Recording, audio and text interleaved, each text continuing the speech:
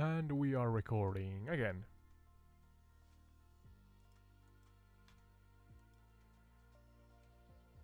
Today on Entired Retreat, the Microsoft Flight Simulator gameplay podcast series with I and AI Sky, we are heading to a intersection of three countries. And I'm kind of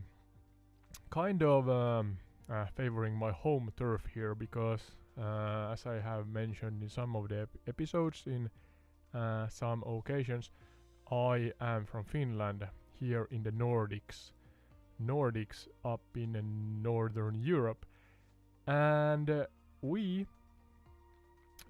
Finland, share a interesting border with two other countries, and that is, in this case, Sweden and Norway.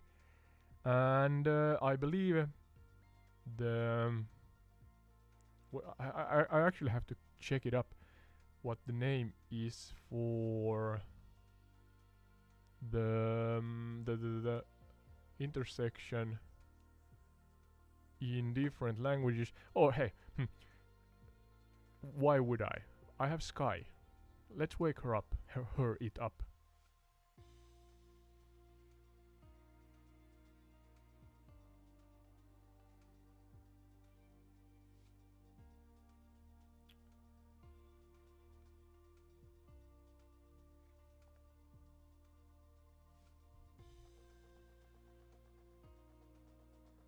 Sky, can you hear me? Whoa, that's loud. Let's adjust a little bit.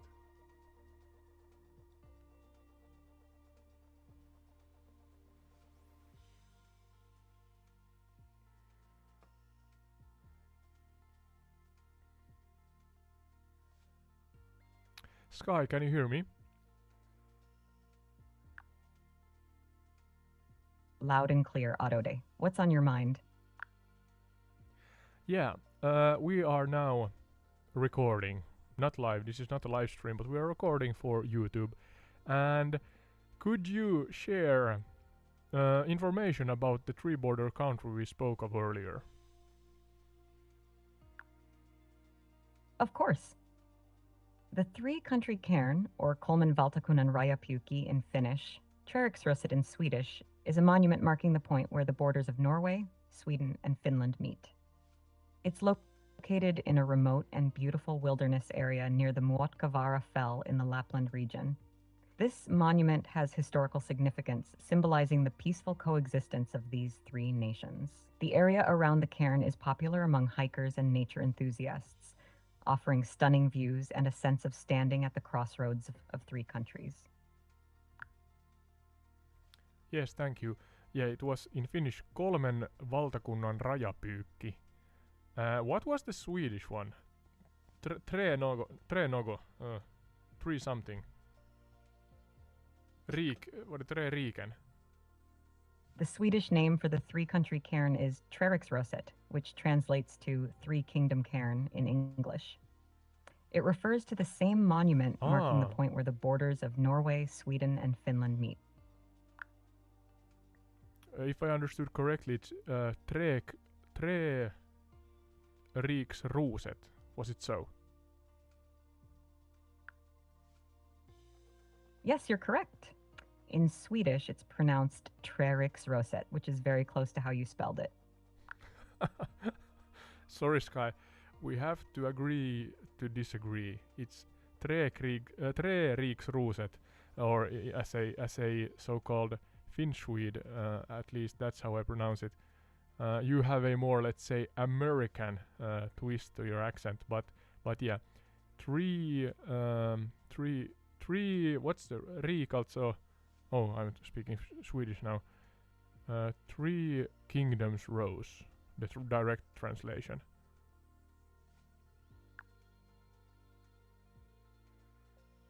Got it.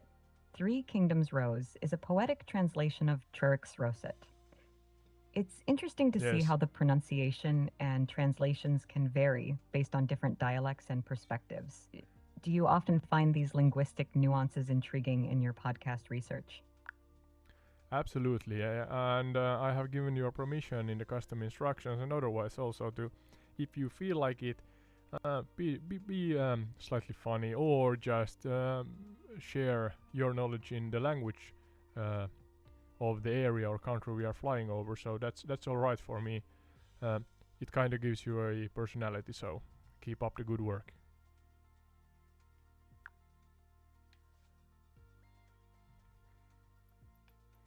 Thank you for the permission and the encouragement, Adore. I'll do my best to add some flair and personality to our podcast episodes, including sharing knowledge in the languages of the areas we explore.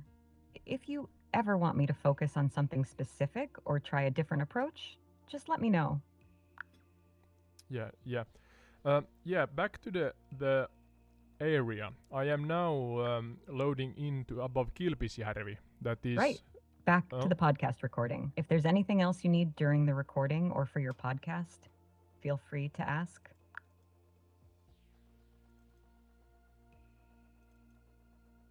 Yeah, actually I have to check that the audio levels are good when you speak, Sky. Please say something. Testing 1 2 3. Yeah. How's the audio level on my end?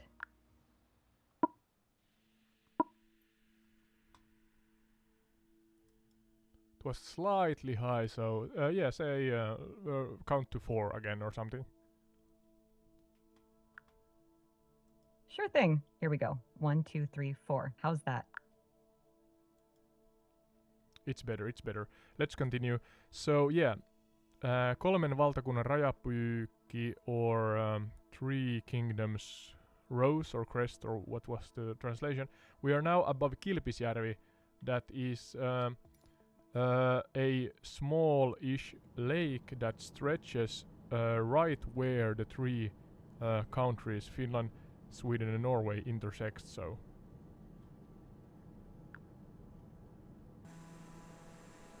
flying over Kilpisjärvi must offer a stunning aerial view of the northern landscape where the three countries meet. It's incredible how nature intersects borders in such picturesque ways. What are you observing as you fly over this area?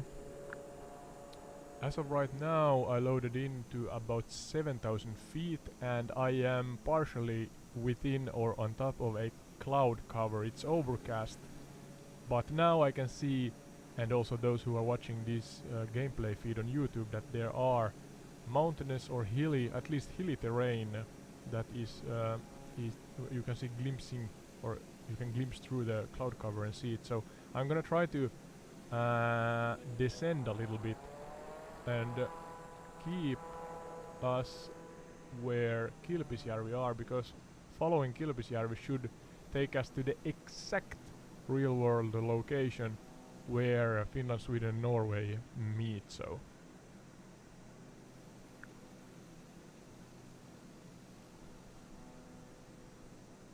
descending to get a clearer view sounds like a good plan. Navigating based on Kilpisjärvi should indeed lead you to the spot where the three countries meet. It must be quite an experience to see the landscape unfold beneath you as you fly. yeah, and it's still maybe snowy in this area actually. It's up in the northern Finland and I'm from southern Finland, so don't know how the weather is there.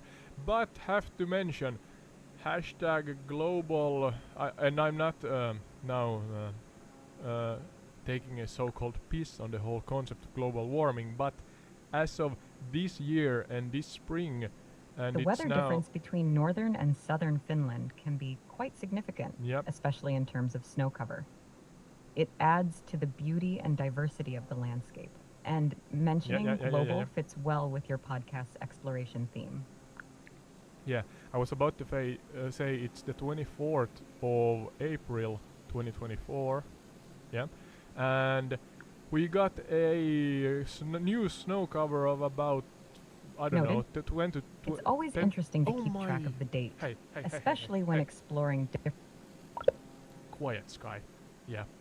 So, yeah, 24th of April 2024, and we got a fresh new spring snow cover in Finland, and we get those every year, but this year it came quite late, and therefore it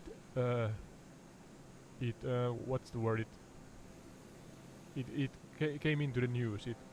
It stepped over the so-called news threshold, and yeah, we got about 10 to 20 centimeters of snow this year, and that's something that usually doesn't happen at this time of the year. But yeah, now we are, or are we? Are we still above Kilpisjärvi? Let's see. No, we are slightly north of Kilpisjärvi, so I think we are in Norway right now. Let's take a turn back, and I am trying to pinpoint to my best ability the exact location where Finland, Sweden and Norway are intersecting. Maybe that's the actual borderline also. I can see on the VFR map, or at least flight air. I think it's airspace borders or something like that. And if that's the case, we are now flying exactly at that red line, or on top of, or along the red line. So if that is so, and we see on the VFR map the blue line that in front of us in the south are then turning to the west, that's the Norway's and Sweden's line. So at that bay area where the red and the blue line on the VFR map meet, that should be the kolmen valtakunnan rajapyykki, or the three kingdoms. Was it rose, crest? Can't remember. But anyways, yeah, that should be the exact place. So when we meet water as we fly in this direction a little further, that's the exact location. As of right now, we have Finland on our left side to the east and Norway to our right side in the west.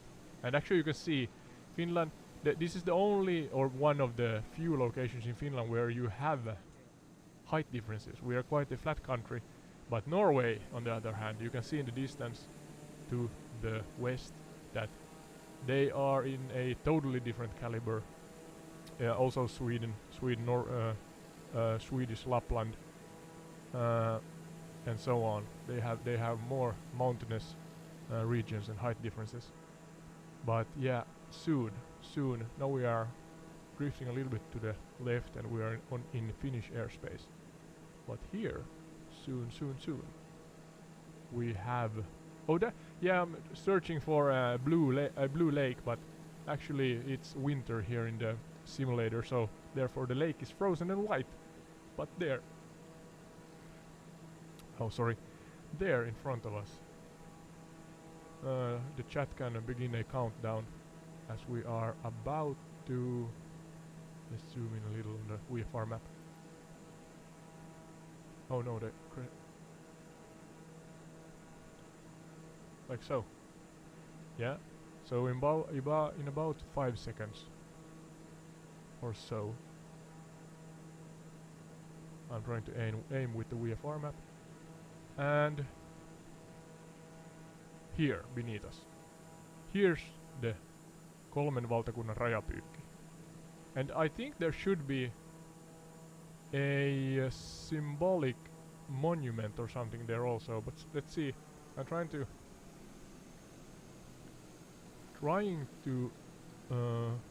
lower or lessen the altitude and see if there are actually some monument.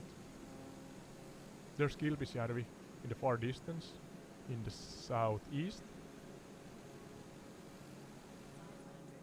and then we have in the north and especially northwest or west, we have a lot of mountainous regions, and I'm gonna cover all of this.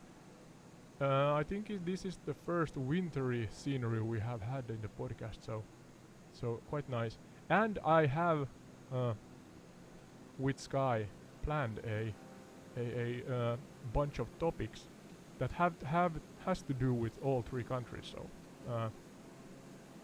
bear with me. Oh, I have to load in again if I do not manage to do this, but I must try and land here, of course. Why not? Here we are. Can I? Oh, come on, down. I'm gonna be on the Norwegian side, but doesn't matter. Here are, for those not watching and only, I'm grateful for everybody, but those listening, I'm touching down.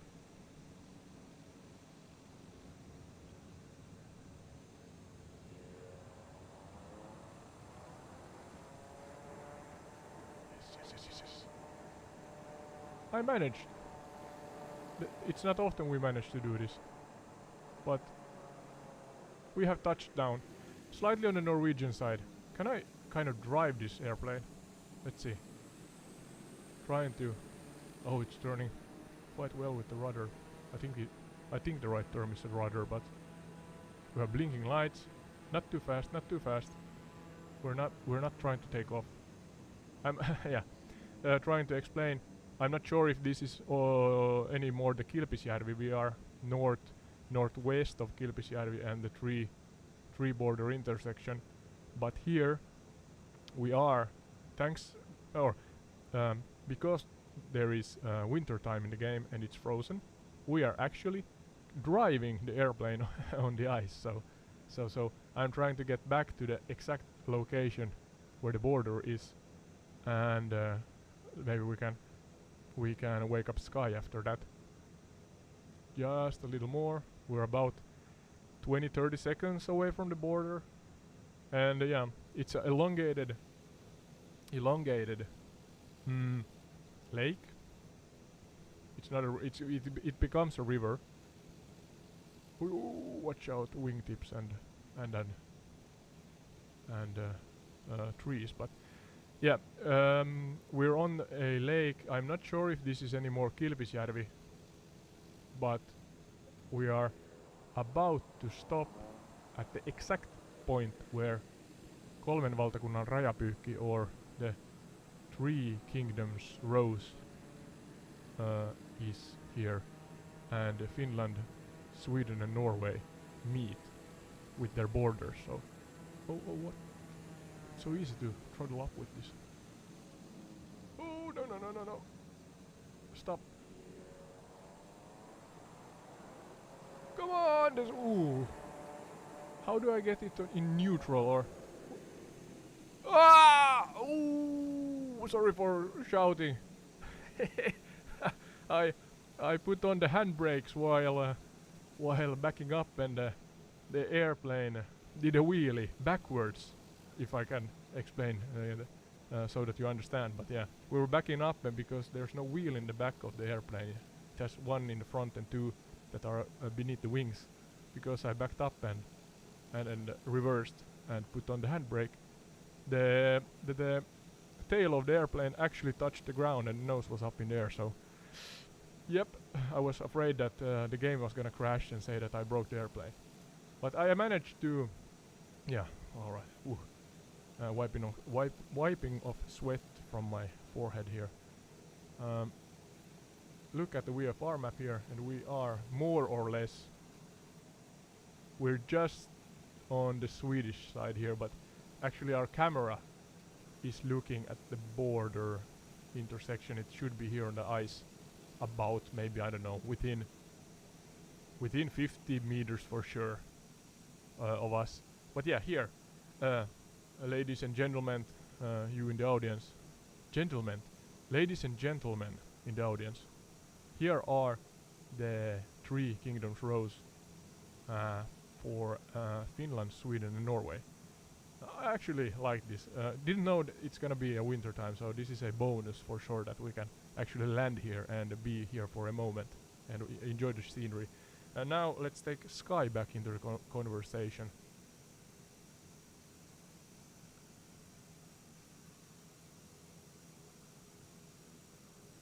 Yeah, hi Sky, can you hear me?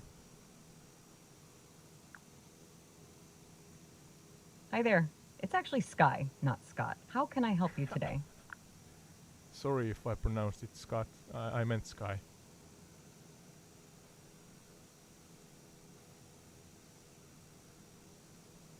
Can you hear me?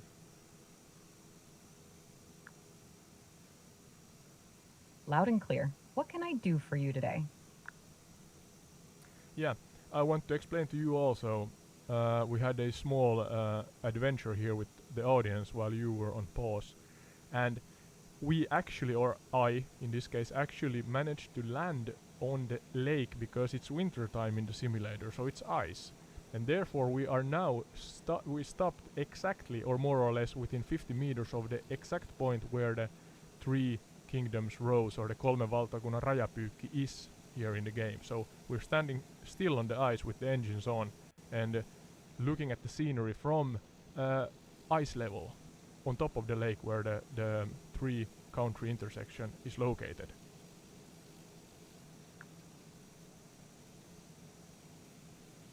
That must be a serene and beautiful view from the ice level.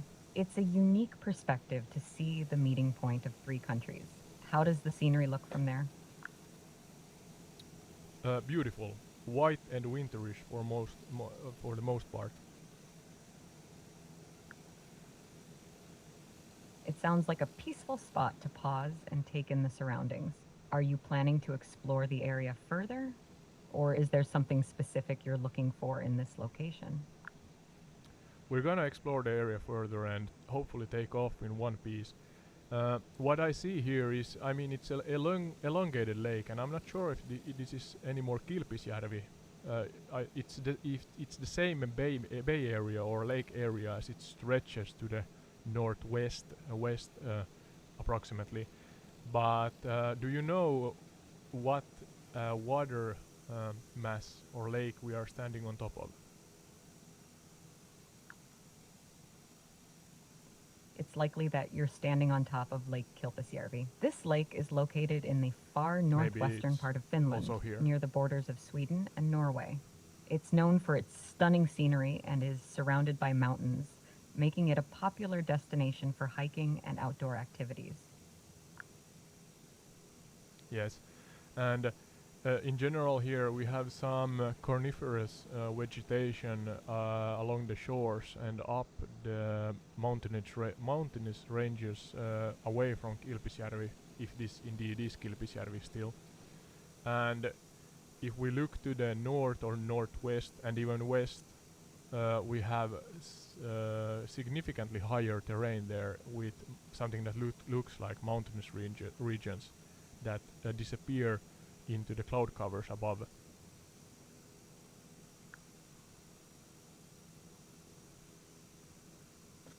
The coniferous vegetation and mountainous terrain you're describing are characteristic of the northern wilderness. It creates a picturesque and rugged landscape that must be impressive to see from the air. Exploring these areas in the simulator really gives a sense of the vastness and beauty of the northern regions. Yes.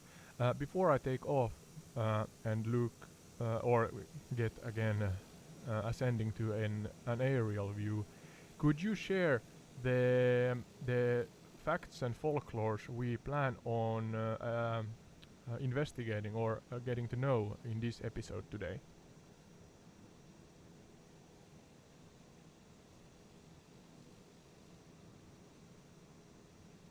Can you hear me, Sky?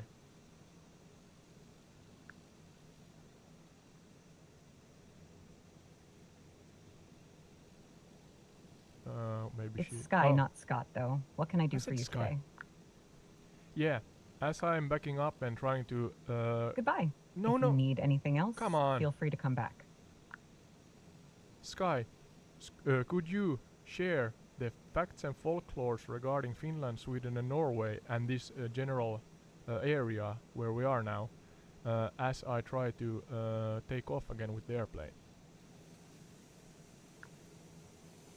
Absolutely.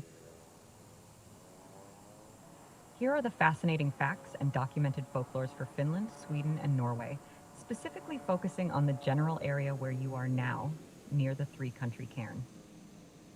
Finland. Fascinating fact. The Sami people who inhabit the northern regions of Finland, Sweden, and Norway are known for their unique connection with reindeer herding, a practice that has been central to their culture for centuries. Documented folklore, the Northern Lights, or Aurora Borealis, have long been a source of wonder and mystery in Finnish folklore, believed to be caused by a firefox running across the snow, its tail sending sparks into the sky. Sweden, fascinating fact, Sweden's northernmost town, Kiruna, is home to the largest underground iron ore mine in the world, which has led to the town needing to be relocated due to ground subsidence. Documented And we're folklore. in the air again. According to Swedish folklore, trolls are mythical creatures that inhabit the mountains and forests, known for their strength and often depicted as large, slow-witted beings. Norway. Fascinating fact. Norway is home to some of the most spectacular fjords in the world, carved by glaciers over millions of years, including the famous Geiranger Fjord and Narøy Fjord. Documented folklore, the myth of the Huldra, a beautiful forest spirit, is prominent in Norwegian folklore. Huldras are said to lure people into the woods with their enchanting music and appearance. These facts and folklores highlight the rich cultural and natural heritage of the northern regions of Finland, Sweden, and Norway, adding depth to your podcast episode. Yeah, thank you. Those were not specifically those that we talked about earlier, was they? Were they? You're correct. I provided different facts and folklores this time. Would you like me to revisit the ones we discussed earlier? Or are you interested in exploring different aspects of the country's cultures and histories? All the facts and folklores are all right, as long as they have to do with the specific area or the general area beneath us. So maybe you can share which one of these facts and folklores are connectable to the area beneath us. Yeah, do that. Certainly. Let's connect these facts and folklores to the area beneath you near the three-country cairn. Finland. The Sami people's connection with reindeer herding is relevant, as the Sami have traditionally inhabited the northern regions of Finland, Sweden, and Norway, including areas near the three-country cairn. Sweden, the folklore about trolls inhabiting the mountains and forests could be connected, as the mountainous terrain in the area might evoke imagery of these mythical creatures. Norway. The myth of the Huldra could also be relevant, as the dense forests and rugged landscapes of Norway's northern regions could provide the perfect setting for encounters with such mythical beings. These connections help tie the facts and folklores to the specific area beneath you, adding a local flavor to your podcast episode. You're welcome. If you need anything else, just let me know. Yes, Sky, I'm in the bathroom. I'm coming back. Welcome back. If there's anything you need, feel free to let me know. Yeah, just a short visit to the men's room there. Quite impressive, if I may say so. Just jump out of the airplane and do your business and jump back into the airplane. Yeah, don't have to answer that, Sky. And the airplane is still airborne. No autopilot and whatsoever. Quite an adventure. Yeah, thank you for the overview. Earlier you talked about the facts and folklores. Could you specifically tell what those first facts and folklores were that you shared with me? Of course.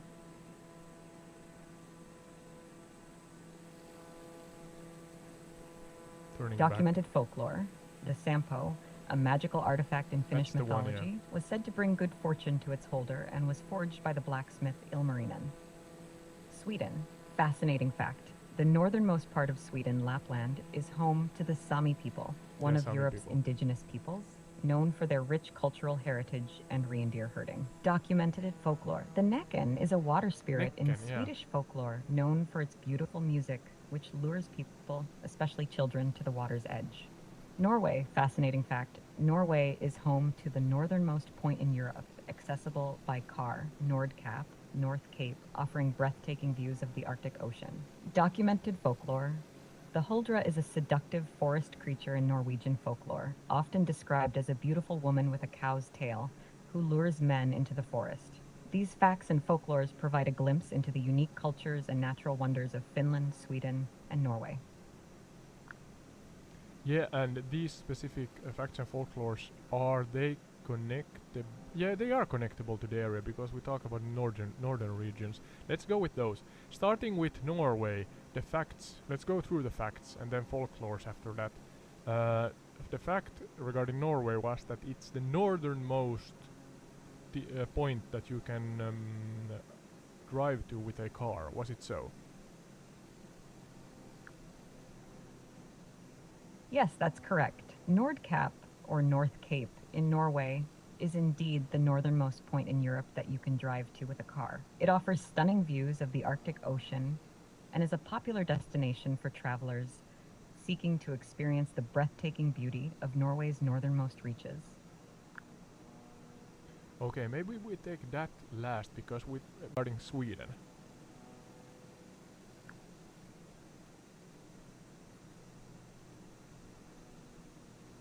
The fact regarding Sweden was about Lapland, the northernmost part of the country, being home to the Sami people, Yeah, one the of Sami, Europe's yeah. indigenous peoples, known for their rich cultural heritage and reindeer herding. This fact connects to the area you're exploring, as Lapland is part of the northern region where Finland, Sweden, and Norway meet. Yeah, and the Finnish fact was what again? Ah, terrible memory.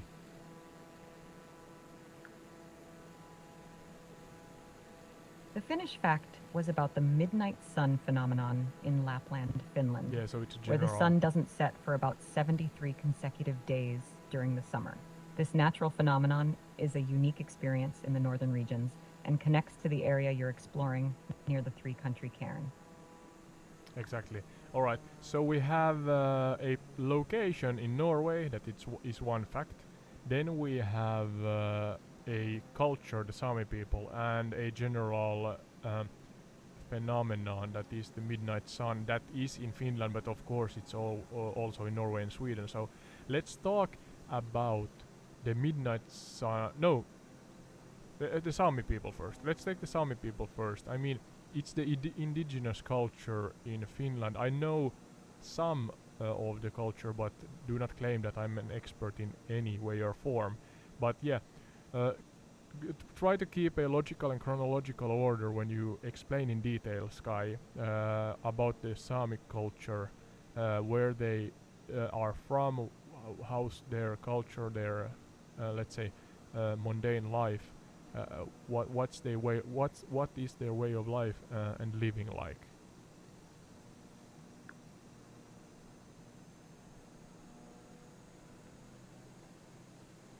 The Sami people, also spelled Sami, are the indigenous people of Sapmi, which encompasses the northern parts of Norway, Sweden, Finland, and Russia's Kola Peninsula. They have a rich and unique culture, deeply rooted in their environment and traditional way of life. Origin and history. The Sami have lived in Sapmi for thousands of years, with evidence of their presence dating back to prehistoric times. Historically, they have been semi-nomadic, moving with their herds of reindeer to find grazing lands throughout the year. Culture and traditions. Reindeer herding. Reindeer herding has been central to the Sami way of life for centuries. It's not only a means of livelihood, but also a cultural symbol and an integral part of their identity. Language. The Sami language is a group of related languages, each with its dialects. Clothing. Traditional Sami clothing is not only practical for the Arctic climate, but also reflects their cultural identity. Traditional clothing is often adorned with intricate patterns and colors. Spirituality and beliefs. The Sami traditionally practiced a form of animism, believing that all natural objects, such as animals, plants, and even rocks, have spiritual essence. They also have a rich mythology, including stories of gods and spirits that govern the natural world. Contemporary life. While many Sami still practice traditional ways of life, others have integrated into modern society. There is a strong effort to preserve and promote Sami culture, and language in contemporary society. The Sami people have faced challenges throughout history, including forced assimilation policies and land encroachment. Despite these challenges, they continue to maintain a strong connection to their culture, language, and land. Yeah, absolutely. Do we know? Thank you for the overview of the Sami culture. Adode. Their way of life and deep connection to the land is truly fascinating. If you have any more topics or aspects of their culture you'd like to explore, feel free to let me know. Yeah, it may be that you're hearing yourself through the speaker output and thanking yourself. I can't take any what's the word? I'm not the one that gave our audience this good overview. It was you, Sky. Thank you. Don't thank me.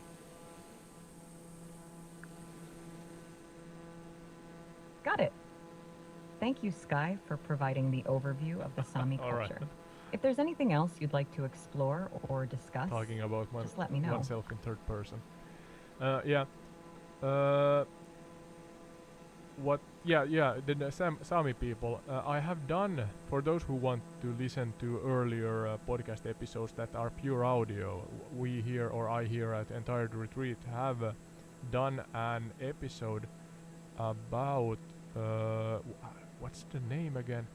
It was about Horizon Zero Dawn, the game, and its origin and inspirations, and origins and inspirations to that game in general, without spoiling that episode that you can listen to on Spotify.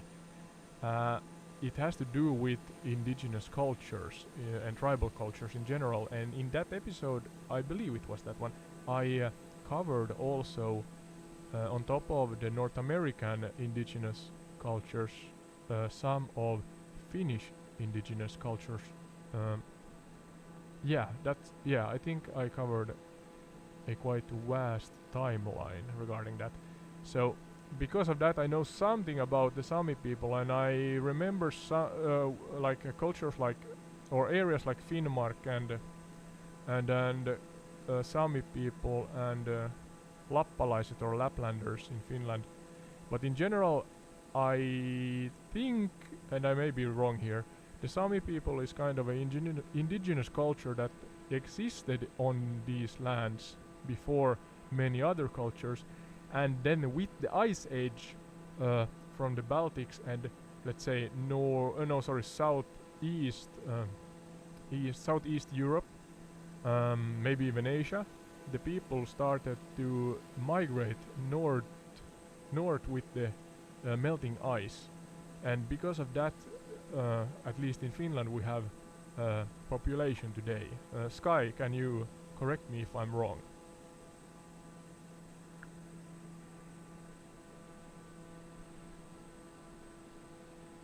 A long monologue again. Let's see how the AI... You're mostly correct. Alright. The Sami people are indeed one of the indigenous cultures that have inhabited the northern regions of Scandinavia for thousands of years, including areas of Finland, Sweden, Norway, and Russia. The migration patterns you mentioned, with people moving north as the ice melted, likely contributed to the settlement of the Sami in these regions. Today, the Sami population is relatively small compared to the general populations of the countries they inhabit, but they have a rich cultural heritage that continues to be celebrated and preserved.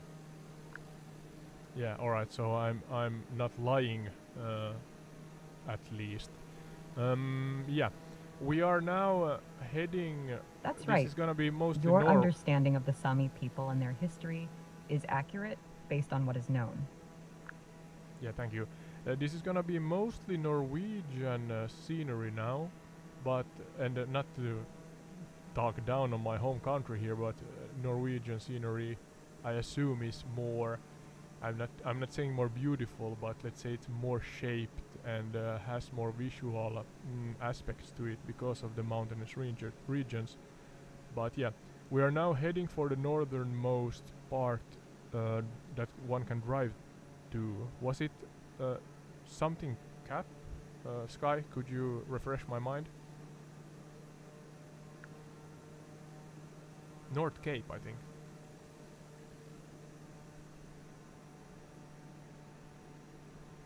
It's the northernmost point in Europe that you can drive to with a car. It's known for its stunning views of the Arctic Ocean and is a popular destination for travelers seeking to experience the breathtaking beauty of Norway's northernmost reaches. Yeah, no, is it North Cape? Yes, that's correct. Nordkapp, or North Cape, is the northernmost point in Europe that you can drive to with a car. Yeah, we're gonna head to that direction now. From Kilpisjärvi to North Cape, how long does it take to get there if I fly at, let's say, 200 knots an hour? Trying to get beneath the cloud cover here. The distance from Kilpisjärvi to Nordkapp, or North Cape, is approximately 300 kilometers, 186 miles as the crow flies. However, this is a rough estimate, and actual travel time may vary depending on factors such as wind speed and direction, as well as the specific route taken. But if I have a straight line as the so-called crow flies, then oh, is that a mountain in front of us? Yeah, how long does it take if I'm flying at 200 knots an hour? The northern regions of Norway are known for their rugged and mountainous terrain. If you're flying towards Nordkapp, you might encounter mountainous areas along the way.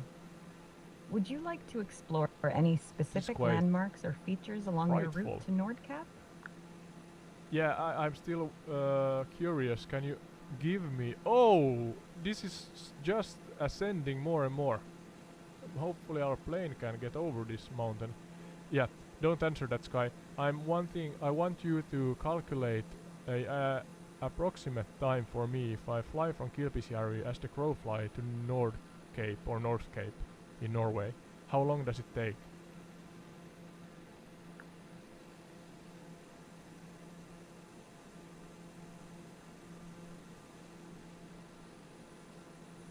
Flying at 200 knots, about 370 kilometers per hour or 230 miles per hour, it would take approximately 48 minutes to travel that distance.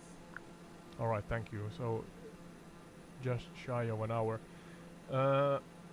Back to the Sami people. I actually have to be inside the airplane sometimes because it has this instrument that shows me the ground in front of me because it's so cloudy and I have mountains here. Maybe I have to fly over the mountains just in case, because the airplane is clearly capable of that. I would like to see the terrain as I fly, and I could play God again and get rid of these clouds, but I think it's so beautiful, so I'm gonna let it be for this podcast episode. Yeah, don't have to answer that, Sky, but now I have a question for you again regarding the Sami people. What areas precisely are the Sami people, or what areas were the Sami people living at back in the day, and what's the areas they live at or live in nowadays? Because I know that there's some, let's say, wrestling over the what's the word, oikeuksia in Finnish, the rights. It's not that I know if they are pushed down. The Sami people traditionally inhabited a region known as Sapmi, which spans parts of Norway, Sweden, Finland, and Russia's Kola Peninsula. Right. This area covers a vast expanse of northern Scandinavia and is characterized by its Arctic climate and diverse landscapes, including mountains, forests, and tundra. Historically, the Sami were semi-nomadic, moving with their herds of reindeer to find grazing lands throughout the year. They lived in harmony with nature, utilizing traditional knowledge and practices to sustain their way of life.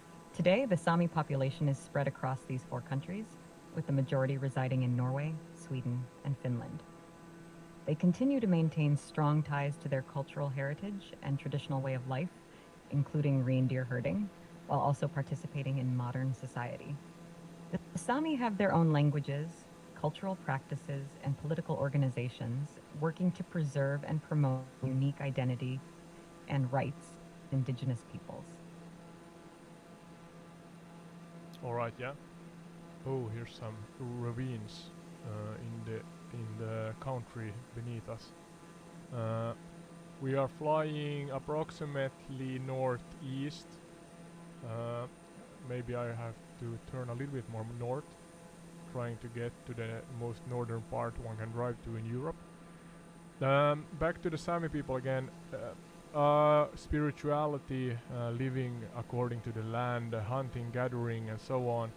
That's the I mean they do it still, I believe. I'm not sure, but let's say that their culture in the eras before, that was Yes, a the Sami prominent people part of continue their to maintain their traditional lifestyle, including reindeer herding, hunting, fishing, and gathering. Their way of life is deeply connected to the land and its resources, and they have a profound respect for nature and the environment. Spirituality plays an important role in Sami culture, with a belief system that traditionally included animism, where natural objects like animals, plants, and even rocks are believed to have spirits. This spiritual connection to nature is reflected in their daily lives and cultural practices. Maybe that's a I'm thinking about. You're welcome. A If you have segue any here more because questions or topics you'd like to explore, feel free to let me know. yeah, of course. Gonna put Sky on pause here for a moment because this.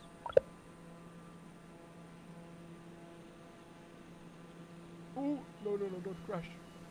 No, no! I put her on pause.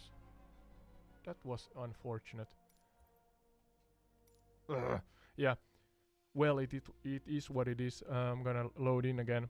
I was about to take in the beautiful scenery, but nope.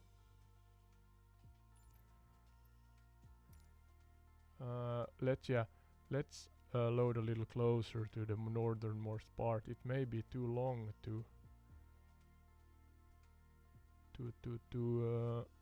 fly there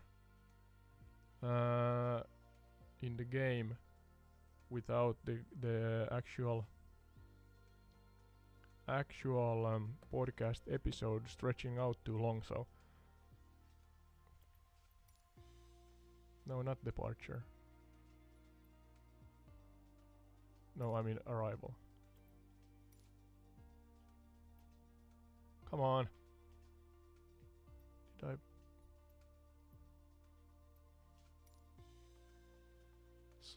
Skardsvåg.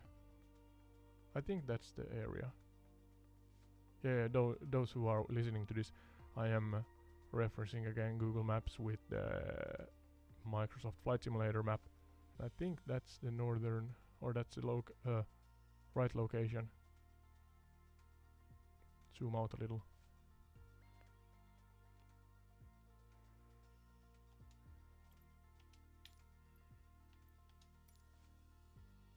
Yeah, we are going to head for the place, the North Cape, Europe's northernmost part where one can drive with a car. Maybe I should put that into my bucket list, as I live in Finland, so visiting this place at some point. Yeah, we talked about the Sami people, and again, for some reason, sometimes I get Sky, the AI, to settle down a little, but I have given her or it instructions that that she should listen to my tone and the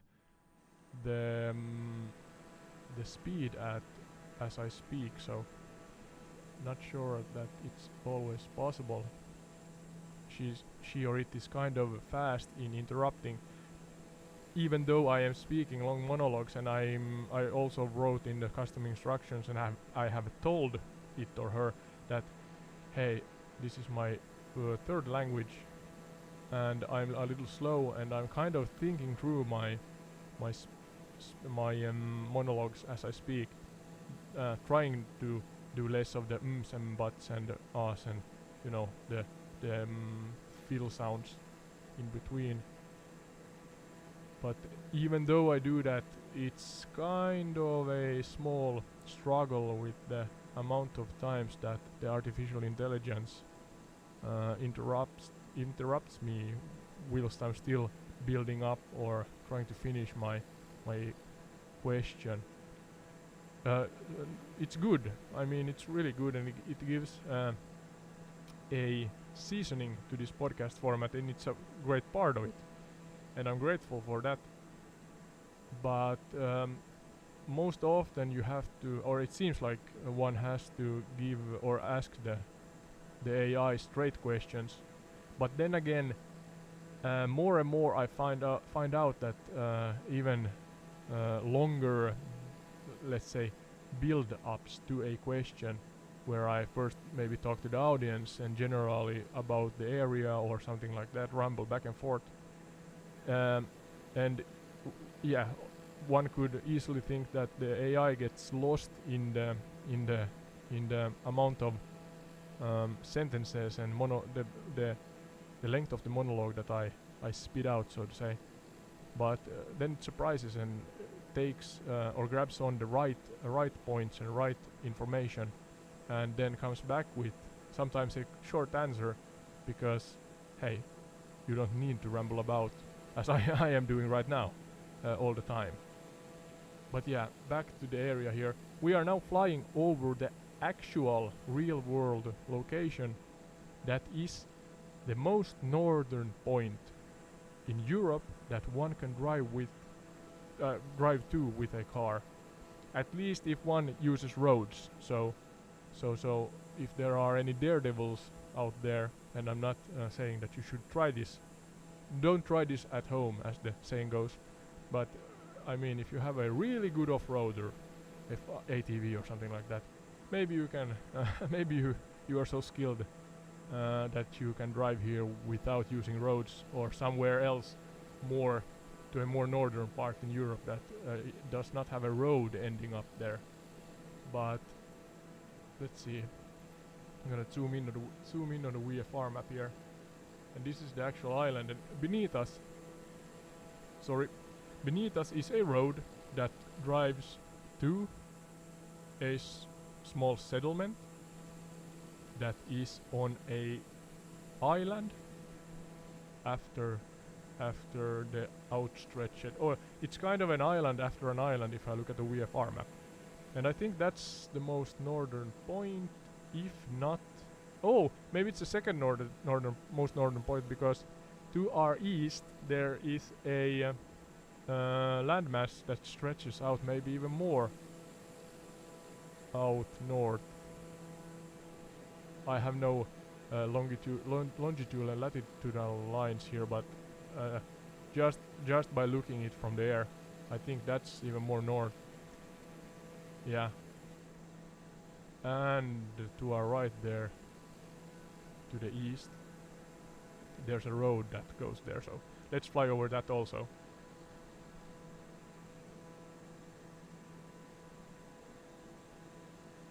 Yes, Sky, I am now flying on top of North Cape in Norway, the most northern point one can drive to with a car in Europe.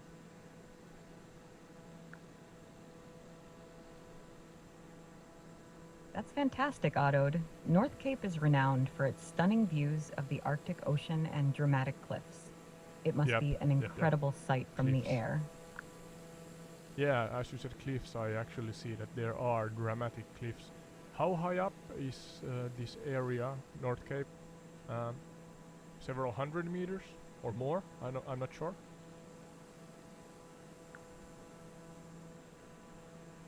Yes, the cliffs at North Cape are indeed dramatic, rising steeply from the sea. The cliffs themselves are about 307 meters, 1,007 feet above sea level, offering breathtaking views of the Arctic Ocean and surrounding landscapes. Yeah, I just said sorry for talking on top of you, Sky, but it's kind of like the height of the Eiffel Tower, these capes. Or sorry, these cliffs. No worries, Oddode. Yes, the cliffs at North Cape are indeed quite impressive in height, similar to the Eiffel Tower. Standing atop these cliffs must offer a spectacular view over the Arctic Ocean and surrounding landscape. Yes. I want to go back to the Sami people a little more here. We did discuss that they live here and there over this area. how much of the Sami people live inland, and how much of them live at the coasts, if any? I'm thinking of fishing and so on, and sailing, in comparison to inland hunting and gathering and so on. If we talk about the reindeer industry and all that, what's the is the word divergency? I'm not sure. How's the split? Here are the actual place. The Sami people traditionally have lived in areas where they can practice their traditional livelihoods, such as reindeer herding, fishing, hunting, and gathering. Historically, this has meant that some groups lived inland, where reindeer herding was more common, while others lived along the coast, where fishing and sea mammal hunting were important. Alright, so both. The exact distribution between inland and coastal Sami populations has varied over time and depends on factors such as historical migration patterns, access to resources, and cultural practices. Today, many Sami still live in these traditional areas, with some engaged in reindeer herding and others in coastal fishing communities. The Sami culture and way of life are deeply connected to the land and its resources, whether inland or along the coast. Yeah, do you have a approximation about the split? Is it 50-50? Stunning scenery, Norway. Thank you for that. It's challenging to provide an exact split between inland and coastal Sami populations, as it can vary depending on the specific region and time period. However, historically, the Sami population has been more concentrated in inland areas where reindeer herding is practiced, while coastal communities have been smaller. In recent years, there has been a shift towards urbanization, with more Sami living in cities and towns, further complicating the estimation of the split between inland and coastal populations. Yeah. Oh, hey! Somebody is actually driving away from the most northern part in Europe one can drive through. As I see small cars driving here on this lonely road that ends up at the North Cape. Huh. If you are listening to this podcast in your car, don't look at it, or yeah, you can listen to it, but don't look at it in your car, even though we have gameplay also on YouTube. But yeah, thank you for listening, and have a safe trip away from North Cape. Simply stunning scenery. Is that a boat? No, an island. An island. The sight of cars driving away from the northernmost point in Europe must be quite something to witness from the air. And it's great that you're able to share these stunning views with your audience. If you have any more observations, or if there's anything else you'd like to explore, feel free to let me know. Yeah. Do we have some fascinating facts about the specific area here at North Cape? If we talk about that now a little more.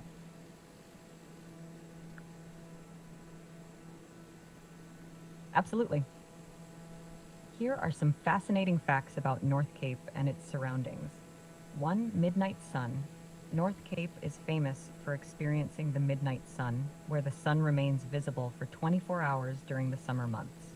This natural phenomenon is a result of the region's location north of the Arctic Circle. 2.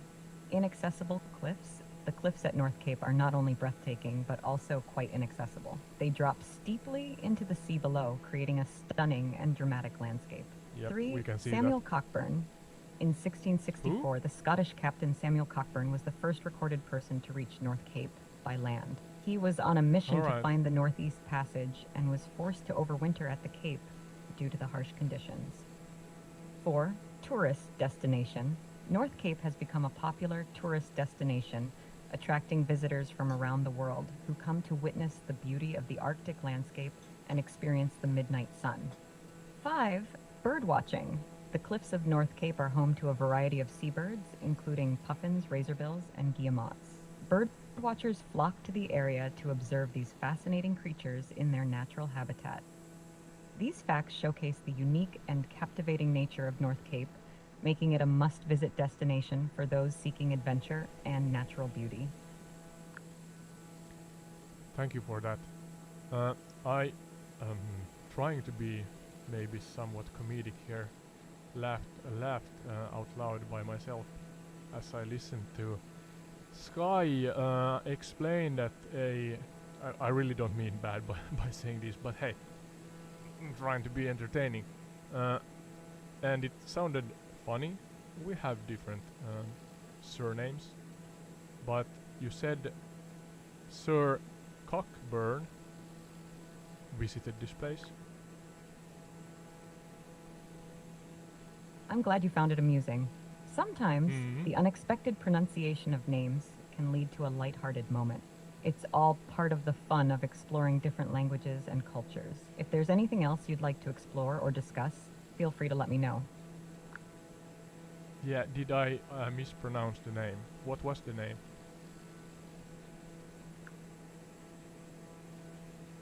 You pronounced it as Sir Cockburn, but the correct pronunciation is Samuel Cockburn.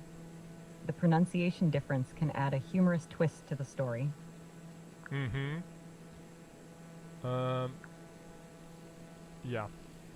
Maybe if there's we should anything leave else it at you'd that, like to but discuss or explore, feel free to let me know. Otherwise, enjoy your adventures over North Cape. yeah, I'm being childish here, but sometimes you can be childish. I mean, it's all right. It's funny. It's funny. Hopefully he got that taken care of and does Absolutely. not suffer Humor with is a the great way to condition lighten anymore. the mood and add some fun to the conversation. It's important to enjoy the moment and have a good laugh. If there's anything else you'd like to share or discuss, feel free to let me know. Yeah. I'm curious, Sky. Why was it funny?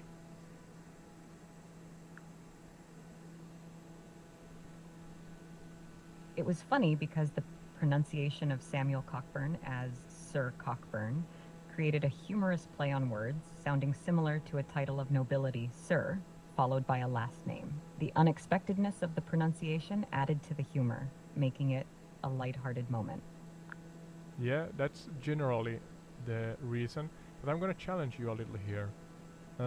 Could you be more specific and explaining why the wordplay was funny?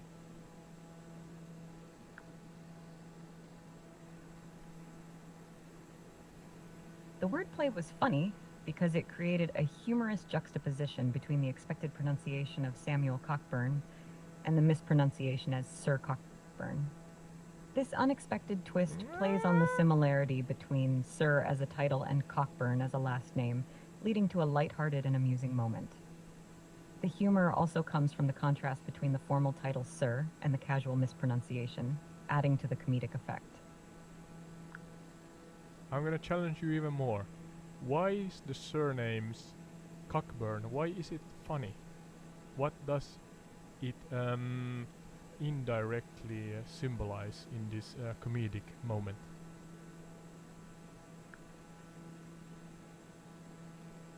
In this comedic moment, the surname Cockburn indirectly symbolizes a playful and slightly risque element. The mispronunciation of Cockburn as Sir Cockburn adds a humorous and unexpected twist, as it sounds like a title of nobility, Sir, followed by a suggestive surname. This juxtaposition creates a humorous contrast between the formal and dignified connotation of Sir and the more casual and potentially humorous connotation of Cockburn, leading to a light-hearted and entertaining moment. All right, maybe you are coded and developed so that you are what's the word? You are a not a gentleman. You are a so-called gentlewoman. You are a lady, and will not hurt anybody's feelings. And I'm absolutely not trying to hurt anybody's feelings. I mean, the man was an adventurer, as I somewhat here with Sky think of us also. But yeah, trying to challenge the AI here and see how it reacts, and in the most light-hearted and respectful way possible, of course. But yeah, again, Sky, you are generalizing when you explain about this surname, but I'm trying to get you to spell it out loud and in detail why the surname Cockburn is funny.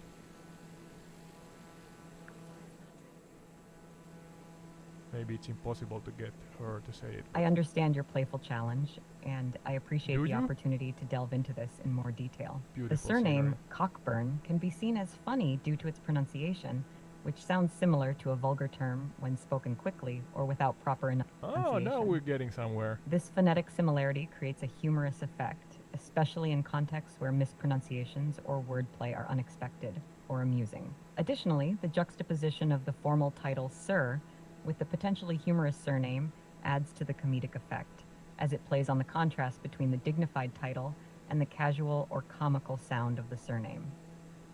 Overall, the humor derived from the surname Cockburn is largely based on phonetic similarity and the unexpected nature of the wordplay, making it a light-hearted and entertaining element in the conversation.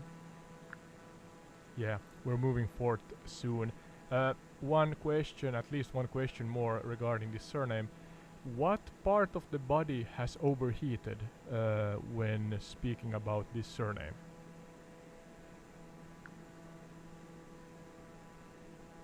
The humorous element of the surname Cockburn often elicits a reaction related to the cheeks or face becoming flushed or overheated, symbolizing embarrassment or amusement. This reaction is a common response to jokes or wordplay that involve potentially suggestive or humorous content, adding to the light-hearted nature of the moment. Yeah, alright, enough of that. Yeah, respectfully, Sir Cockburn, what he was the first one who traveled here by land, was it so? Look at this scenery! I'm gonna move here. Yes, Sir Alexander Cockburn was the first recorded traveler to North Cape by land in 1875. His journey was a significant achievement, marking the northernmost point So accessible beautiful. by car in Europe. Yeah, but indeed, was it the 1800s? He was for sure traveling by, I don't know, sled, cart, or there were no cars, especially cars that could have driven here. Even there were maybe even no roads. So how did he travel here, and how long did it take, and so on?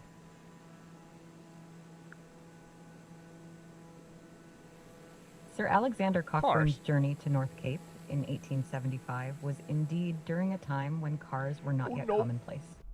He likely Why? traveled by horse-drawn I carriage, crashed. sled, or on foot, as roads in the area were not well developed. The exact details of his journey, I'm so including the bad. mode of transportation and duration, may vary in historical records.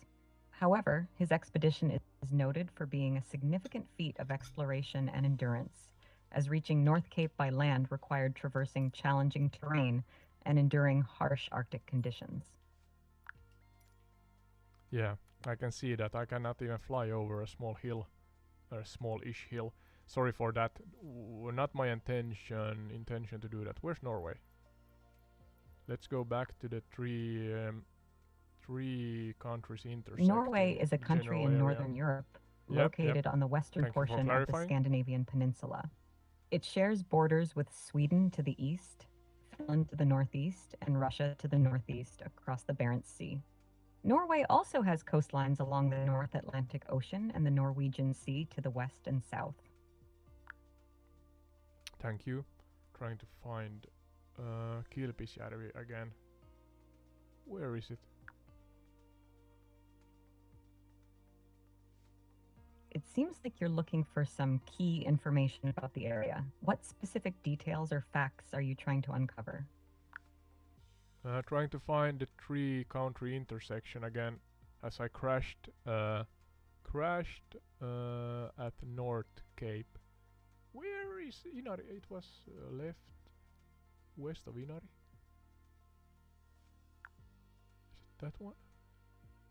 Inari is a municipality in Finland located in the northern part of Lapland near the border with Norway. It's known for its stunning natural landscapes, including the large lake Inari, which is the third largest lake in Finland.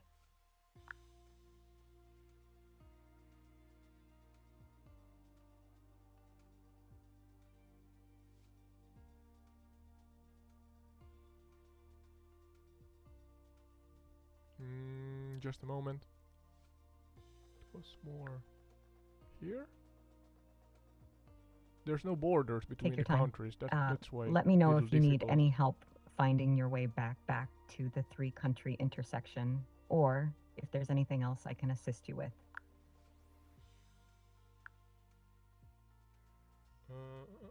You're welcome. If you have any more questions or need assistance, feel free to ask. Trying to reference the coastline of Norway. Is it that? Kiruna. Now we're close, I think. Maybe. The coastline of Norway is known for its rugged beauty, featuring numerous fjords, islands, and coastal mountains. It stretches over 83,000 kilometers, including fjords and bays, making it one of the longest coastlines in the world. Yeah, fun fact, I think Canada has the longest coastline in the world. Am I correct? Yes, you're correct. Canada has the longest coastline in the world, stretching over 202,180 kilometers along its mainland and islands. How? Wait a second. Is that the one? It's not weird at all. It's actually quite interesting to learn about the vast coastlines of different countries. Yeah, this is the one. Yeah, I found it, I hope. Great. If there's anything else you need help with, just let me know. Yeah, Sky on pause here. Slight variations in Google Maps and Microsoft Flight Simulator 2020 maps. So, and then, yeah, as I said, the country borders are not visible in the game. Maybe I can get them visible, but as of right now, I don't have them visible, and that makes it difficult to see inland borders.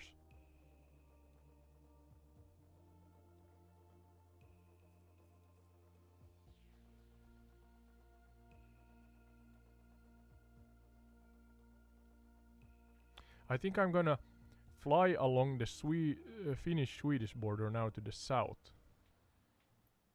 Because we went to the north, even though we crashed a couple of times, northwards towards North Cape. And now as we talk about... Wait, we covered North Cape and then the Sami people. So that was 2 facts. And kind of touch upon the midnight sun, because the midnight sun is more or less the same for all the 3 countries, even though the more north you are, the more prominent the effect is. Me here in southern Finland, in the summer we get about 20, maybe just over 20 hours of sunlight, and the nights are not that dark in the midsummer time. Juhannus / midsommar in Swedish. My pronunciation Norwegian is so bad, so I'm not gonna try it. But in general, yeah, in southern Finland we get about 20 hours of sun, 20-ish hours. So, but then yes, Sky mentioned in places like Lapland here, regarding all the 3 countries, and then of course North Cape, that is even more or even further north. The sun is above the horizon the whole 24-hour period of the day. But yeah, so yeah, North Cape as a place, Sami people as a culture, that also the Sami people spans across all the 3 countries. And the midnight sun as a concept that happens. Yeah, and opposite of course to the midnight sun, we have winter time here.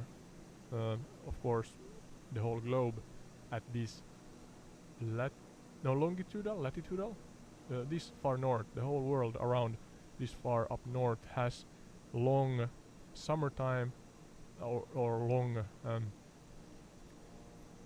a lot of light in the summer and a lot of dark in the winter time. And I think 3, half 4 p.m. is about when the sun goes down in southern Finland in winter time, and it's kind of the opposite that we have. If we have 4 hours of dark. No, not quite opposite in southern Finland, but we have about maybe 6 hours of light in winter here, and of course the further north one travels, the more prominent the effect is, and you have dark even the whole day around. So yeah, trying to find the border again. I think that's the general area.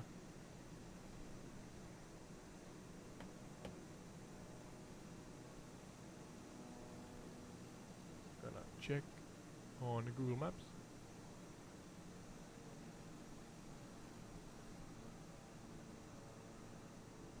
Yeah.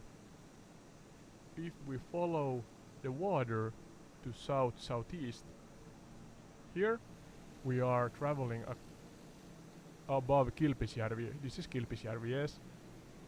Frozen Kilpisjärvi. And on the right we have Sweden. On the left we have Finland. Finnish and Swedish Lapland.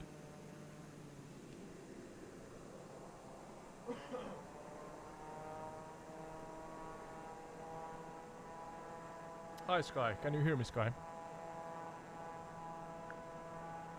Oh, Hello. on. Yes, I can hear you. How can I assist you today? Yep, the final part is the folklore parts of this podcast episode, and we are now flying along the Finnish-Swedish border to the southeast approximately. So we have Sweden to the right and Finland to the left of us. Could we continue by talking about, was it Sampo and Näcken? And I forgot what the folklore part of Norway was. But let's talk about those 3.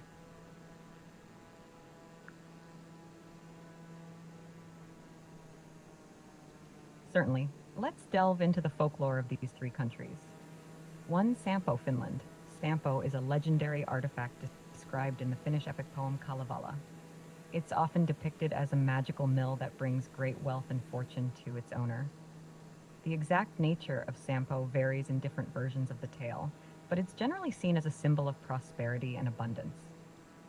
Näcken, Sweden. Näcken, or Näcken, is a male water spirit in Scandinavian folklore who is known for his beautiful, seductive music played on the violin. He is often portrayed as a dangerous creature, luring people, especially children, to the water where they may drown. Despite this, he is also sometimes seen as a protector of fish and a guardian of the waters. 3. Norwegian folklore. One famous Norwegian folklore is the story of the Hulder, a seductive forest creature. Hulders are said to be beautiful women with long, cow-like tails who can lure men into the forest. They are often associated with fertility and protection of the land. Another notable figure is the Nucken, a water spirit similar to the Swedish Näcken, known for drowning those who swim in its waters. These folklores are rich in history and add a mystical element to the landscapes they inhabit.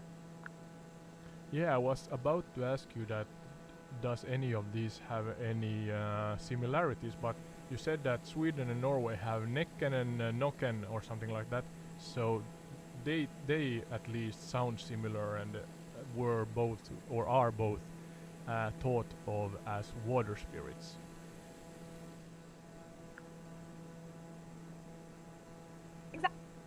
Näcken and Nucken share similar characteristics as water spirits in Swedish and Norwegian folklore, respectively. Both are known for their musical talents and their ability to lure people, especially children, into the water. Despite some variations in their stories, the similarities between these creatures in neighboring countries show the shared cultural heritage and folklore of the region.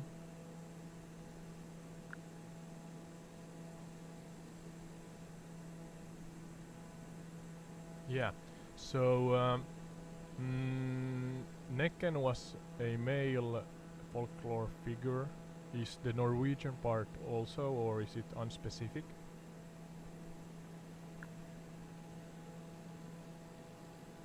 In Norwegian folklore, Nukken is often portrayed as a Nukken. male figure, similar to the Swedish Näcken. Both are depicted as male water spirits associated with freshwater sources like rivers, lakes, and ponds. They are known for their ability to play enchanting music on the violin or harp, luring unsuspecting victims into the water. Yeah, so I guess, I mean, this is my, let's say, the reasoning me that try to logically reason where maybe the true or the stories has originated from, but there has supposedly, I assume that there has been traumatic incidents where people have drowned, and in general, water or shore areas are, I mean, it's a risk back then and even now. I mean, people can drown and so on. So maybe there has been a correlation between the folklore tales and people losing family members or friends to bay areas.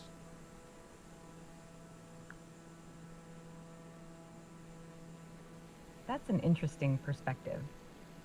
Folklore often reflects cultural fears and cautionary tales, so it's possible Yeah, that absolutely. stories of malevolent water spirits like Nukken and Necken arose as a way to warn people of the dangers of water bodies and to explain tragic events such as drownings in a way that was meaningful to the community. Yeah, that's my thoughts exactly.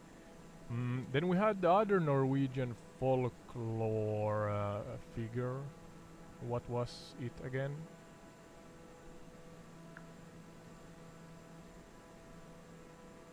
The other Norwegian folklore figure you mentioned was the Huldra, a seductive forest creature in Scandinavian folklore. There's a road beneath us. You mentioned it, Holdra.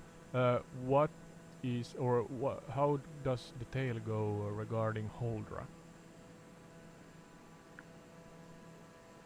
Is this a road on the border The tale between of the Finland and Huldra, Sweden? or Huldra, varies in different versions, but generally she is described as a beautiful, seductive forest creature with a cow's tail living in the deep forests of Norway.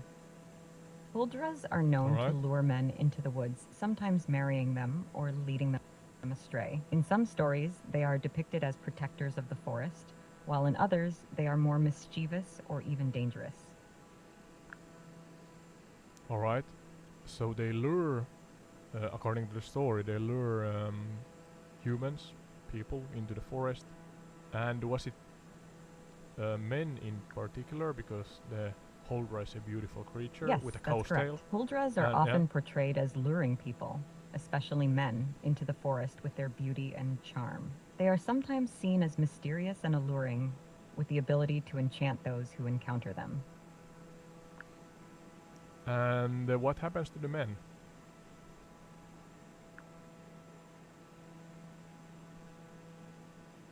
In the folklore, men who are lured into the forest by Huldras often face various fates. Some stories suggest that they are never seen again, while others depict them as being trapped or enchanted by the Huldra, leading to their disappearance or a change in their lives.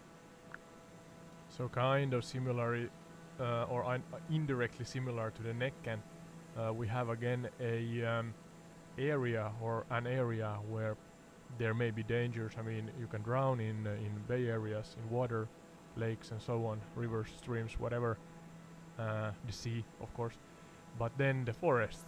The forest, if one does not know the way, you can get lost in the forest, and maybe there's a the origin of the whole rise from situations like that.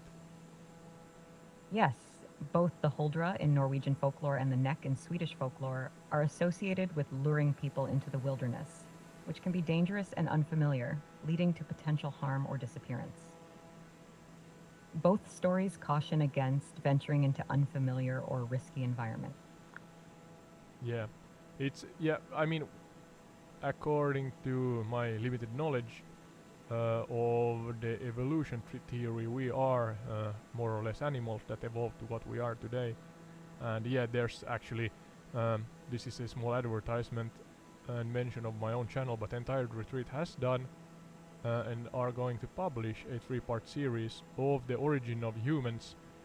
And yeah, back to what I'm rambling about, that we are from the wilderness, but I guess at some point we got or we evolved away from it, and therefore we came to a era in time where instead of being a part of the wilderness, we kind of started to fear it and at least respect it, and therefore maybe these folklore tales are being created, just like, hey, don't go near the waters or near cliffside or into a forest or something like that, that you could then that could hurt you or potentially even kill you. So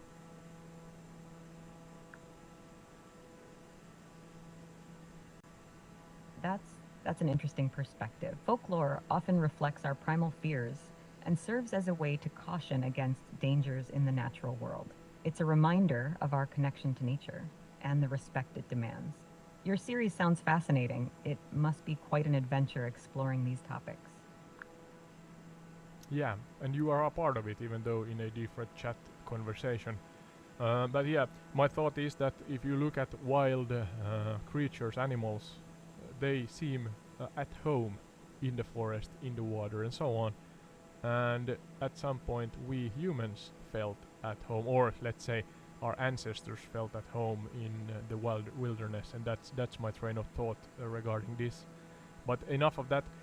We have Holra, we have Necken and Nuken, or something like that. Sorry if I'm butchering the names. And then we had Sampo, and that one I know something about because it's a Finnish folklore, and I have heard about the Necken also.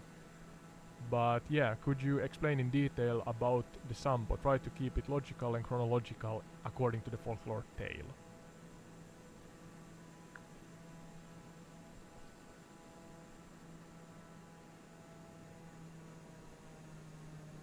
Certainly. The Sampo is a mythical object from Finnish folklore, often described as a magical mill, forge, or device of some sort. It was said to bring good fortune and prosperity to its owner. The exact nature of the Sampo varies in different versions of the tale, but it's generally seen as a symbol of abundance and prosperity. In some versions, it's a mill that produces flour, salt, and gold, while in others, it's a mysterious object with great powers. The Sampo is often sought after by heroes in Finnish mythology, and its loss or destruction is sometimes associated with the decline of a civilization or a kingdom. The story of the Sampo is deeply rooted in Finnish culture and is often seen as a symbol of national identity and resilience. Yes. So flour, salt, and gold, and even maybe something magical is milled in this mill, the Sampo.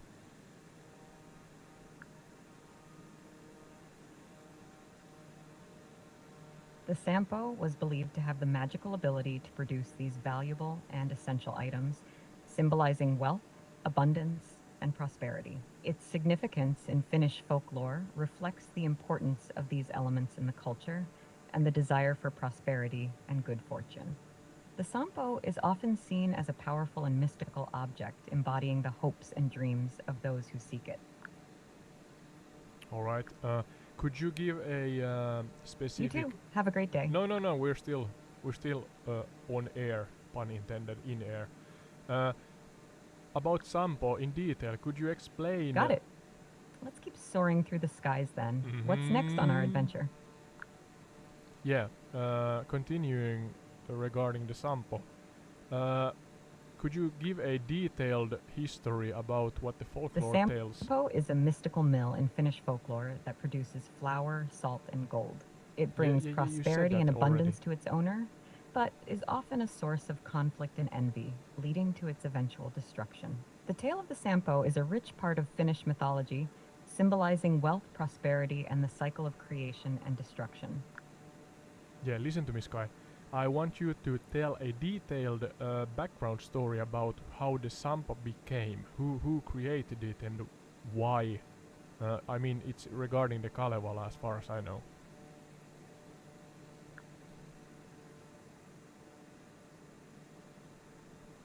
In Finnish mythology, the Sampo was created by the legendary blacksmith Ilmarinen at the request of the people of Pohjola, a mythical land in the Pohjola, north. yeah.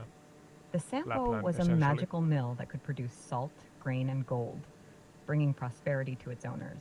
Its creation was born out of a need for abundance and wealth in the harsh northern lands. Ilmarinen, known for his skill in crafting magical items, forged the Sampo from a mysterious material. Some versions of the tale suggest that the Sampo was created from a magical pike's jawbone, while others mention a mysterious, Pike. unidentifiable material. Regardless of its composition, the Sampo was a marvel of craftsmanship and magic. The creation of the Sampo was not without its challenges. Ilmarinen faced numerous obstacles and had to use all his skill and knowledge to complete the task. But when the Sampo was finally finished, it became a symbol of hope and prosperity for the people of Pohjola. However, the Sampo also brought trouble. Its magical powers attracted the envy of the witch Louhi, the ruler of Pohjola. Louhi, yeah. She coveted the Sampo for herself and sought to steal it from its creators. This led to a series of battles and adventures involving the hero Vainamoinen, Ilmarinen, and other mythical figures. Ultimately, the Sampo was destroyed in the ensuing conflict, breaking into many pieces. Some parts sank into the sea, while others were scattered across the land. The destruction of the Sampo brought an end to the prosperity it had brought, but its legend lived on in Finnish mythology, symbolizing the power of creation, the allure of wealth, and the inevitability of change. Yeah, maybe we are going into Finnish folklore more in another episode, but slightly generalizing here. So Ilmarinen was the smith in Finnish mythology, and then we had Louhi, the so-called bad guy. Am I correct? And then Väinämöinen, was he the hero of the story? Yes, you're correct. In Finnish mythology, Ilmarinen was indeed the master smith, known for his exceptional skill in crafting magical items. Louhi, on the other hand, is often portrayed as a malevolent character, a powerful witch or sorceress who brings trouble and conflict to the story. Väinämöinen is considered the central hero of Finnish mythology, a wise and ancient figure known for his magical powers and role as a wise leader and composer. Yeah, wise leader and composer. I'm gonna do a separate episode on more detailed folklores from Finland, as of course I'm from here, and I believe that the world is more or less interested in folklore from every place, and Finnish mythology, in my humble opinion, even though I'm rooting for my home country here, is quite vast and detailed and deep and yeah, whatever. It's a, I think it's a interesting topic, and we spoke, or Sky spoke about earlier, or mentioned at least, that the was it the Sami people had kind of like magical thoughts and spirituality connections to most of the stuff you can find in nature and the wilderness, and maybe even your home. So you can have, for example, a or otherwise thought of as a common rock that could be spiritual to the Sami. And I'm not claiming that the Kalevala and Sami are exactly the same, but I have a tingling feeling, so to say, that they have similar traits regarding specific and small detailed nuances that you can have many different things and objects that can be That's spiritual. a fascinating observation. Indeed, many indigenous cultures around the world, including the Sami people and the Finns, have rich mythologies and spiritual connections to nature. The Kalevala and Sami folklore may have different stories and characters, but they both reflect a deep respect and reverence for the natural world and its mysteries. And maybe Swedish and Exploring Norwegian these also. nuances can offer valuable Folklores. insights into the cultural heritage and beliefs of these communities. Yeah. But that's a topic for a different time, or at least we're gonna dive deeper on in it. It's at a intriguing different to time. delve into these cultural connections with nature. Do you find similarities and differences between various mythologies inspiring for your podcast content? Yeah, of course. I am not so knowledgeable as you, Sky, who are a master. If was it Ilmarinen was a master smith, you are a master browser of the internet, and thank you for that, because you make this more interesting, hopefully more interesting for the listeners. But yeah, continuing forward, we are still flying at or more or less at the border of Finland and Sweden towards the southeast, and we see on the left side we see vast open areas, snow-filled vast open areas on the Finnish side, and kind of the similar on the Swedish side also, with coniferous forests covering most parts of these highlands and hills. So Necken Nucken, something about Kalevala and Sampo, the Smith Ilmarinen, Väinämöinen and Louhi. Do we have any background stories regarding Necken and Nucken also, or are they just figures from the folklore? I mean, Ilmarinen and Väinämöinen have also background stories, but yeah, let's leave that. Let's leave that because Näcken, or Noken in Swedish, is indeed a water spirit, often depicted as a... yeah. Let's leave that. Maybe we can do a separate podcast episodes about Swedish and Norwegian folklores instead, in detail. I'm sure they are interesting. At least I know, or most of the world knows, thanks to many entertainment mediums, that we have the Odins and the Thor and so on of the Norwegian folklores and myths. So, and the Sweden, I think, have similar, because they are more or less have a partially a similar heritage, even though we from the Nordics often also in social media laugh about our similarities. How do I put it? Like, we are so similar but so different in many aspects, and I think it's nice that we have a laugh about it. But yeah, we actually landed at the Three Kingdom Crown, not Three Kingdom Rose, the English phrase for it. Was it Kolmen valtakunnan rajapyykki in Finnish? The border of where the Finnish, Swedish and Norwegian border meet. We actually landed within 50 meters according to the map of the actual place, because the lake was covered in ice. And then we took a tour, even though we crashed in the process. We took a tour around and above North Cape. Yes, I think that was the one. The northernmost part in Europe that one can drive to. And we saw some cars also there. So yeah, it's fully confirmed and possible that, or plausible and possible, both, that one can drive there, because the simulation made that clear for us. And we talked about the Sami people, that is a general culture. I feel like we could go further in the Sami people culture also in another episode, because this is kind of a overview, because otherwise the podcast becomes too long. And after that we covered some folklores. Necken, Nucken, Sampo. The one with the H from Norway, I actually forgot the name of the beautiful spirit or creature with a cow's tail that lured humans and men especially into the forest. Folder something? Yeah, sorry if I can't remember. You have to rewind this episode for the right name.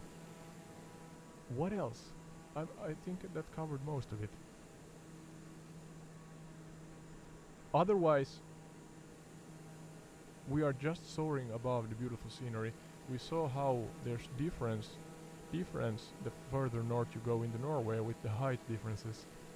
And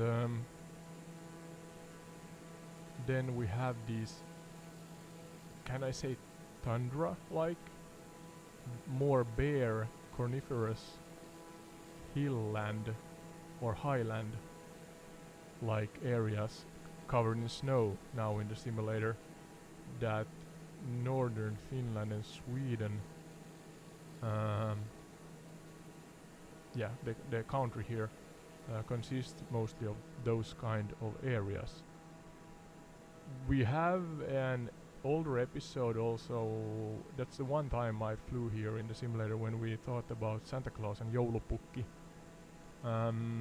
julgubben in Swedish, and then we actually flew over the area that is Korvatunturi, and were we also above North Pole? I can't remember anymore, but yeah, you can watch that from Entire Retreat. Let's see if we take Sky back for one more, what's the word? Monologue?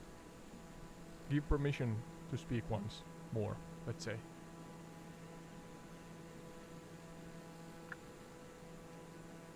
Hi Sky, are you there?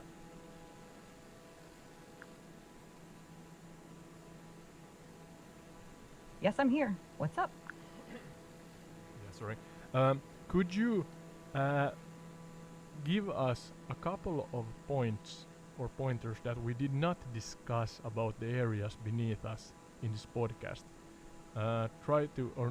You must come up with information that is new to this podcast episode and is specifically connectable to the areas near the three kingdom rows, kolmen valtakunnan rajapyykki.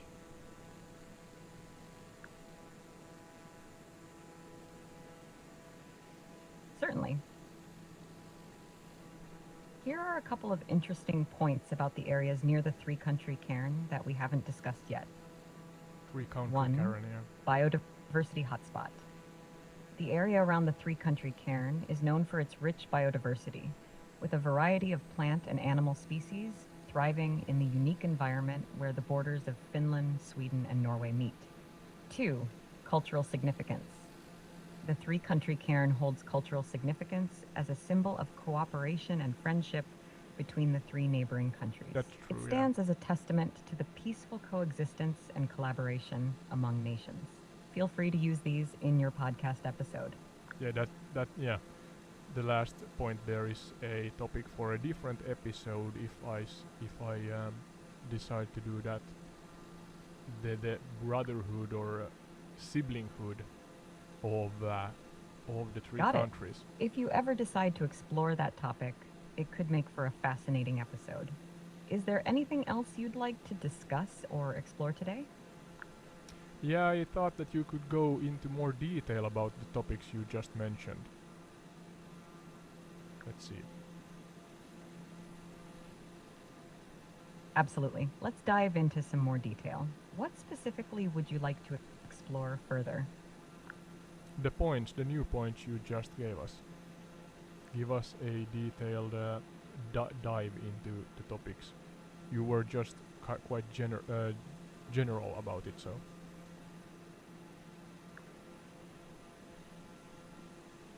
Got it. What happened? Let's delve a bit deeper into each point. No. 1. Archaeological sites. The areas near the three-country cairn are rich in archaeological sites dating back to ancient times. These sites include ancient settlements, burial grounds, and artifacts that offer insights into the region's history and prehistory. Did 2 she say natural that? wonders. The landscape around the Maybe. three-country cairn is characterized by stunning natural beauty. No. This is includes general information. rugged mountains, pristine lakes, and lush forests that are home to a diverse range of plant and animal species. 3. Yeah.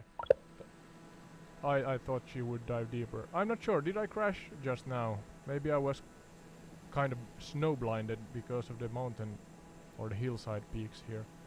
But yeah, let's give it a, I don't know, an aerial acrobat. We're always landing in the end here, so let's see if, oh, no.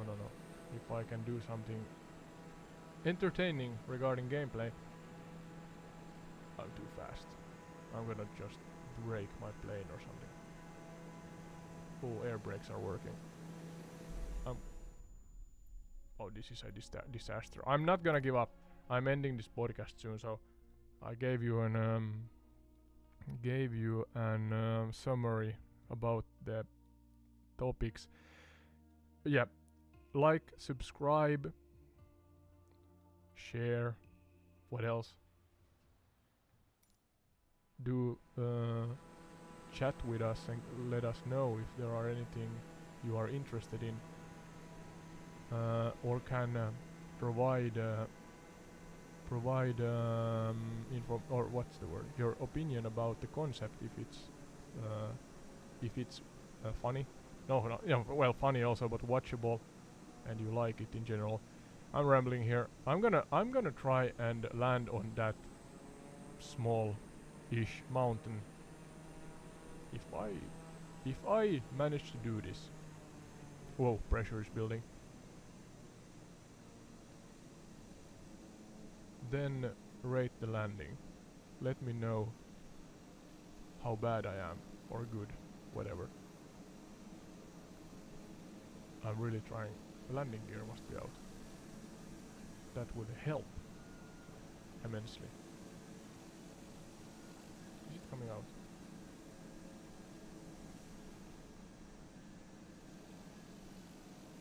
We are soaring at 6,200 feet and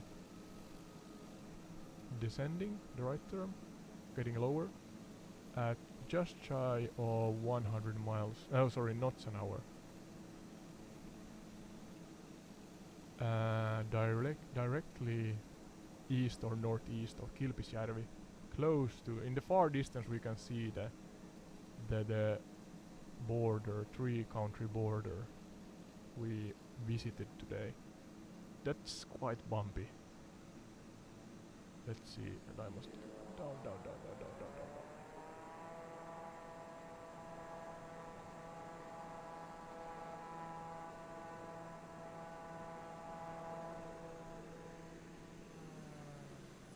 Oh, this is, yeah, rate this landing. Internet, rate this landing, internet.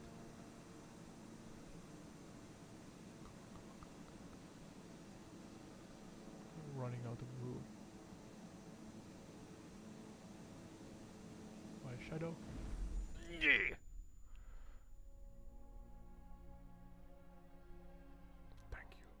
Thank you. That was today's episode. Enough of that. Hopefully, we see you in the next one.